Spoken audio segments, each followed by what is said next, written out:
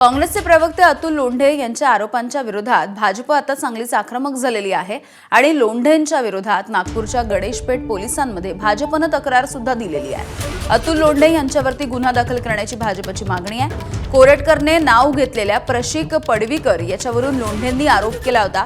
पडवीकर मुख्यमंत्री कार्यालयामध्ये काम करतो का असा सवाल लोंढेंनी विचारलाय।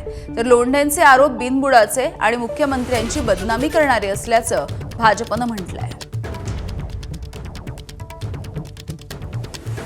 विनाकारण अतुल लोंढे समाजामध्ये बदनामी करतोय, विनाकारण माननीय मुख्यमंत्री साहेबांची बदनामी करतोय आणि शिवप्रेमींमध्ये पण भ्रम निर्माण करतोय।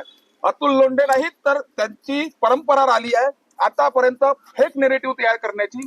प्रत्येक वेळेस ते फेक नेरेटिव्ह करून दंगली घडवणे, जातीमध्ये भांडणं लावणे, सोबत महापुरुषांचा सुद्धा अपमान करणे हे आतापर्यंत काँग्रेसचं सर्व इतिहास आहे। त्या इतिहासाच्या पावलावर पाऊल देऊन अतुल लोंढे हे प्रवक्ते चाललेले आहेत। आज आम्ही त्याच्या विरोधात गुन्हा दाखल केला आणि यानंतर आम्ही हे सहन करणार नाही। विनाकारण अतुल लोंढे। एबीपी माझा, उघडा डोळे बघा नीट।